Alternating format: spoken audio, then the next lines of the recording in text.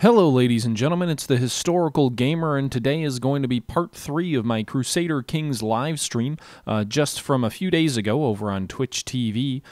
This is what are we, about 8 years in, 7 years in to the game. We've taken the province of Torquay up there in the north from the Magyars.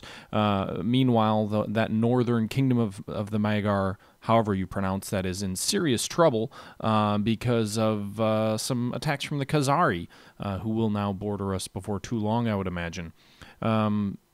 I don't really have anything else to add other than we lost our home province to a group of peasant rebels who, won a short war, and then we quickly went to war with them after a little while and, took that territory back. So it's been a tumultuous few years for Bulgaria, but that's to be expected, and you can see here that our High Chief Kardam has brought peace and justice to a troubled province, so that's good.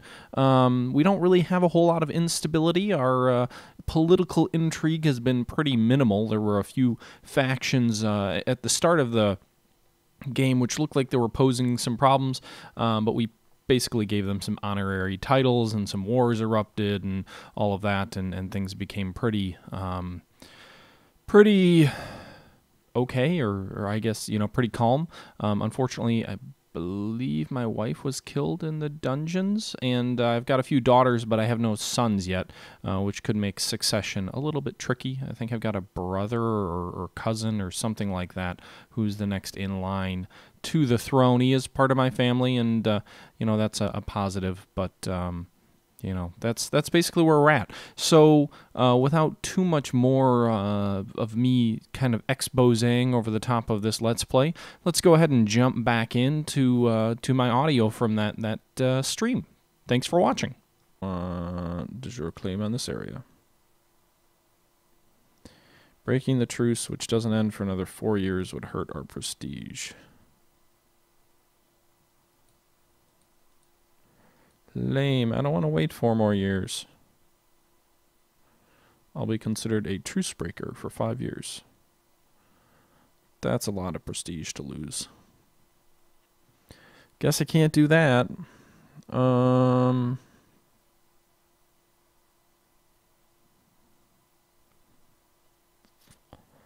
don't have much else to do right now.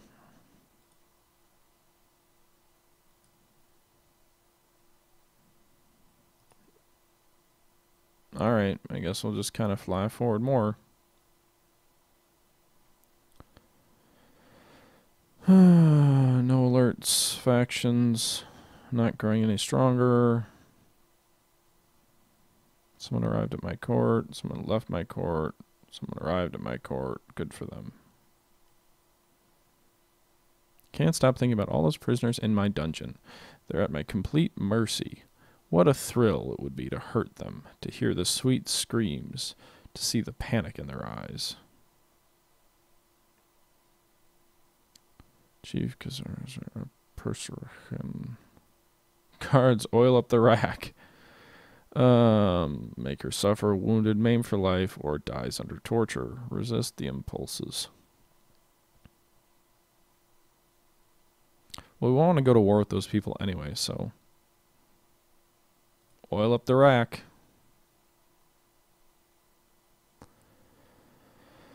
How many people do I have in my prison? That's a good point.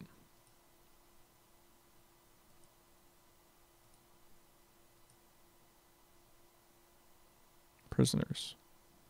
She's been in prison for 8 years. We could see if we could ransom Irene for 10 gold. Steward of Magyar. Chief of Perseverance. Alright. I'll take the gold. I know it's only 10, but I'm poor. It saves me like 5 months of savings, right? So let's accelerate a bit and see what happens. Your wisdom and mercy are legendary. I accept paying your ransom. Okay. I just tortured her, but okay.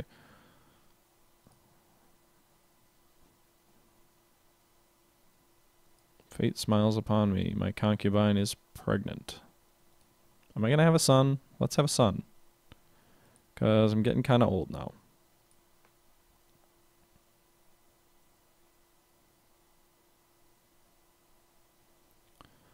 Man, these kingdoms on my border are fighting a lot. Bulgaria has become relatively stable under my enlightened rule.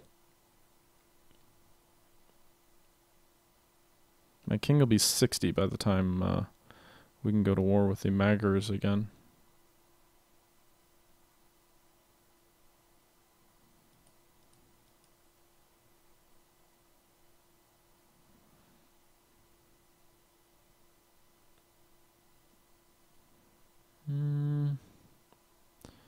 So we're January.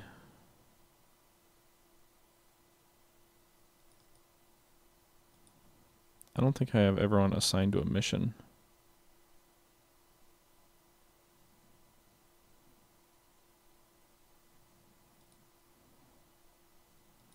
Let's research economic tech. Study technology. Ooh. Send your spymaster to study technological marvels in a country, increasing the chance of spreading them to your capital. Alright, let's send him to Constantinople. Because Istanbul is Constantinople.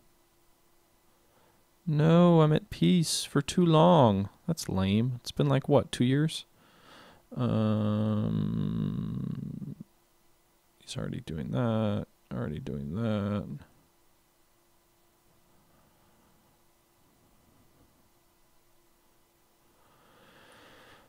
Let's improve diplomatic relations with someone.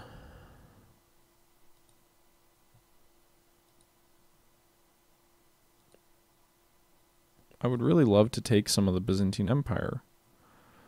Let's see, defending against peasant revolt and attacking Emir something. Yay, a son was born. That's my son, right? No? No, she's still pregnant. Okay. Do we have any claims on this guy? Do we want to go to war with Serbia? Do we have any claims on anything? Conquest or subjugation? Another daughter? Holy crap. 3 daughters, no sons. Let's go for conquering Belgrade. No, let's go for Rashika. Pagans can conquer single border counties without specific reasons. Norse pagans can also take any coastal colony.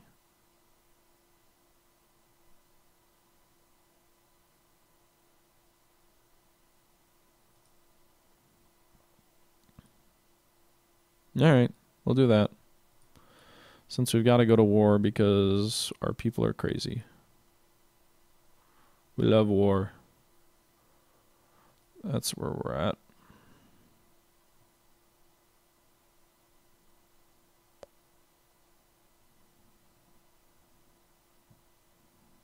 We should be able to outnumber the Serbs pretty easily. And hopefully defeat them.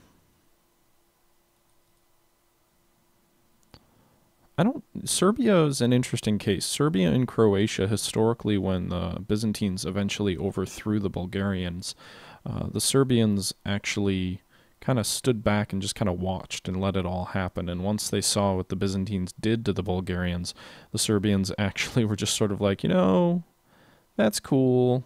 We'll join your empire. Just don't do that to us.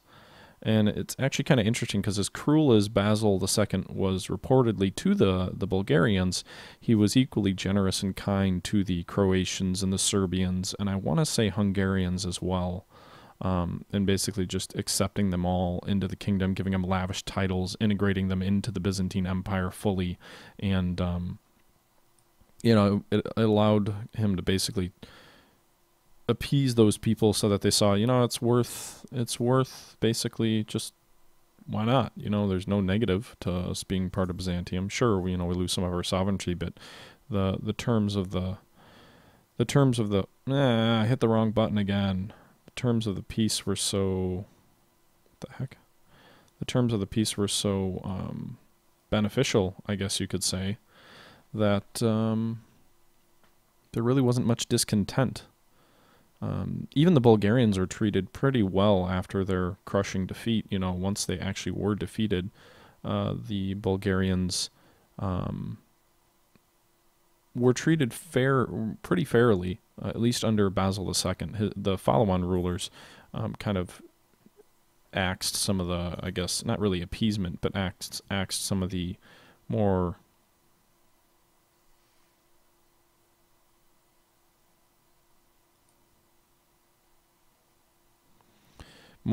lenient or understandable policies, and therefore that may have been part of the reason that the Bulgarians eventually would rebel only, like 1100, which was like 100 years after. Okay, so we both lost pretty heavily in that battle, but we did overcome the enemy there. So it was a pretty big victory there in Rakatacha. You know, it's a risky province to take here because we're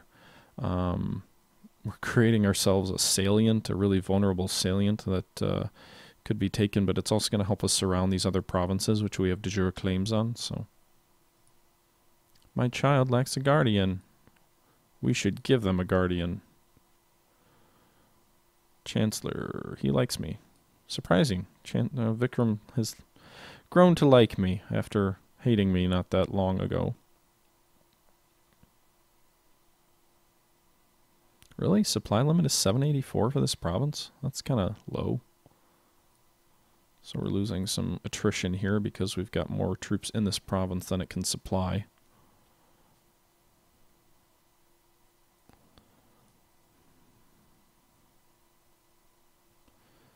And let's accelerate time a bit. I would really like to have a son. Having 3 daughters is great, but when you're in a kingdom that women aren't allowed to inherit,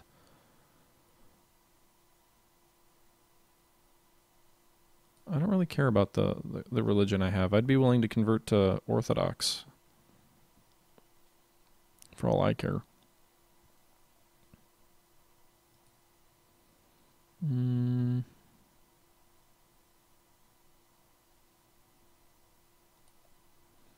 Taragdulo is now known as the Careless. Why?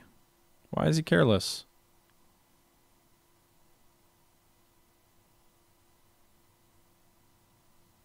I guess the way he fought some of those wars and just raising troops in really bad spots is probably pretty careless. Okay. Let's go. Finish conquering this area. They can go crush what's left of their army.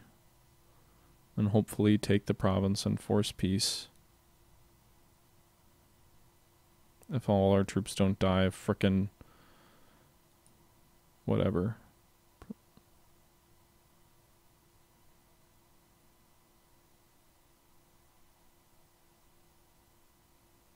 The kidnappers overpowered me and made sure I could not call for help, stuffing a filthy rag into my mouth. Luckily, they did not get away with me. Prince Crumb and the guards managed to free me and capture them.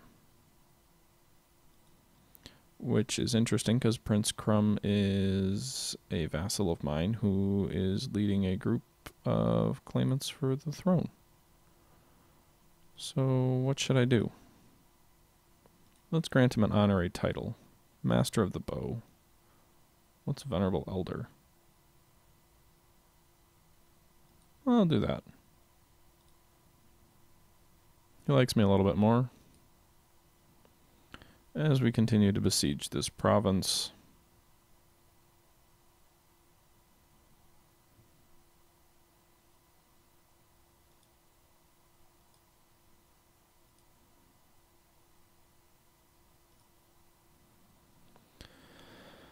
Come on.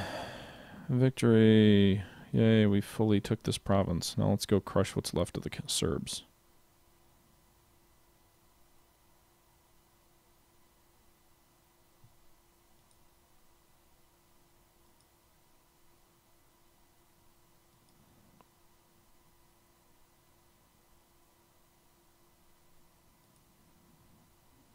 I don't have time for your silly fabrications over your duchies.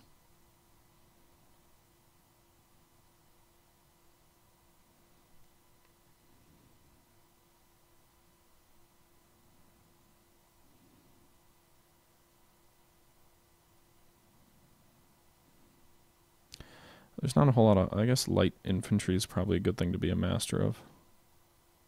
Good. Now we can make peace with these people and take their territory. Offer peace. Enforce demands. Yes. King Telrog the Careless has usurped the title city of Dolasias. Yay, Bulgaria has won. Another victory for our glorious cause. Disband. Okay. So Bulgaria is now expanding under so-and-so the Careless. Let's see here. Dempsey size of 6. What does that mean? I mean, I know what it means, but what does it mean for us? Can we change the laws? We can increase it by 1. We'll do that. We've got to get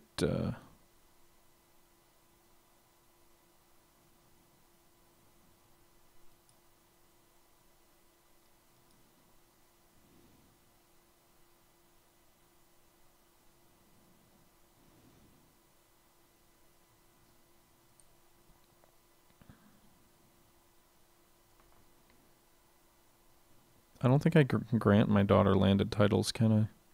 Nope.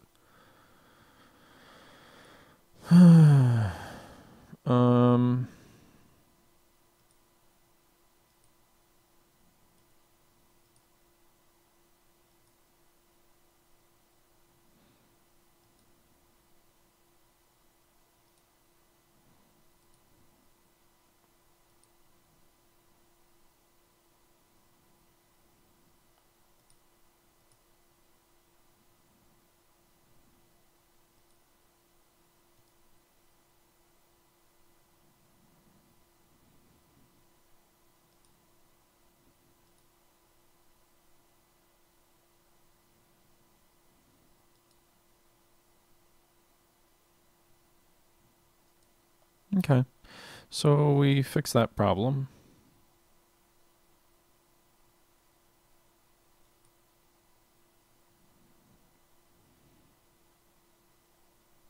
The city of Dioclesia.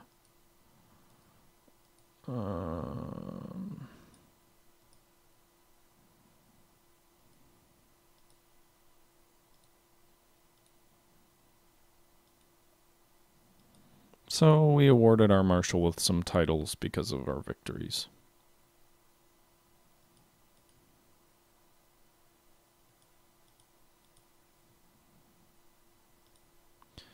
And they've now they've approved that law that I passed, maybe because I gave them a whole bunch of stuff.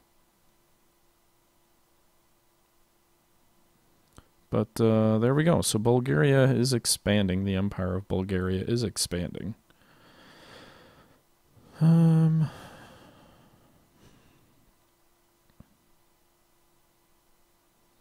We're almost able to declare war on the Magyars again, so we can take what's left of Perzekhin, or however you pronounce that. And such, I'll approve that law. Crown authority. My vassals would not be happy. Right now my vassals actually have a pretty high opinion of me. Only Bozidar is a negative opinion, so we've actually got some happy vassals at this time. I have a long reign, which is helping. But I think we're going to try and increase crown authority as well. And they approved the authority. So there's no factions against us. We've increased our crown authority. We've increased our centralization. And we can't really make any other changes right now. But this king has done, despite the kind of chaotic nature of his foreign policy. He beat the Magyars early, then he had a revolt, lost his own home province, then he regained it, then he fought the Serbs and regained Rashka. So all over, kind of a hectic reign thus far, but overall, I'd say an effective ruler in gaining more power. Also has gained nearly 1,000 prestige in his reign. The treasury is doing better now, and our military is also starting to heal from all of those wars.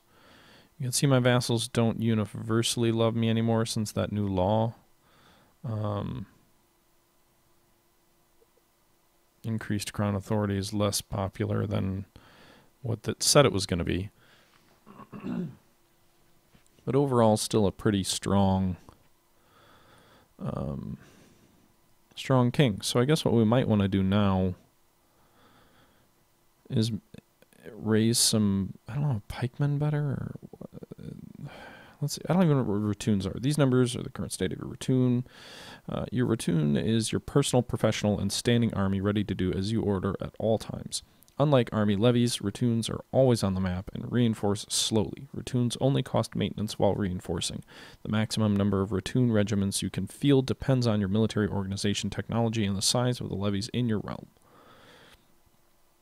So they don't cost anything unless they're reinforcing. Now, we could have cavalry as a ratoon, which I think having heavy cavalry as a ratoon would be nice. But we only have a small, that would be a small ratoon. We could go with heavy infantry and some archers. Or pikemen, which would be good against cavalry. I think we'll do that. We'll go with the top one. 200 infantry, 50 archers. Our cap is 650, but, we aren't raising that many. We're only raising 250. See, what I don't see is it says projected monthly cost 210, but it says they only cost upkeep when they're reinforcing. So I guess that's something we want to keep an eye on. We can always disband them, right? Oh, but they're going to cost that because they're going to be raising troops. So they're going to slowly build up.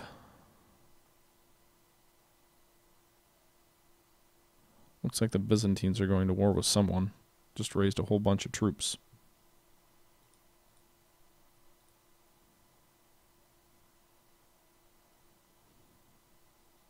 So monthly expenses 195.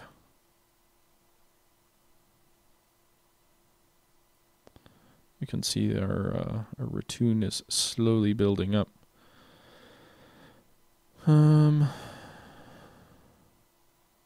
I know in 781 we can go back to war with the Magyars, which I think I'm going to do. Another child lacks a guardian.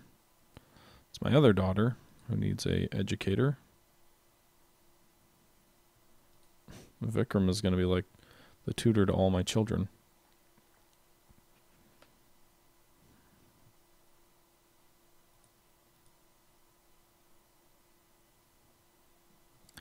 Monthly cost is slowly increasing.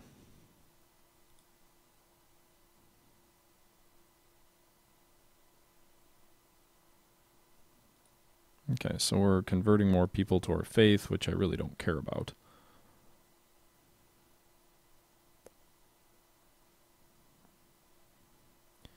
And getting ready to go to war with the Magyars. Wanna finish our possession, or however you pronounce it.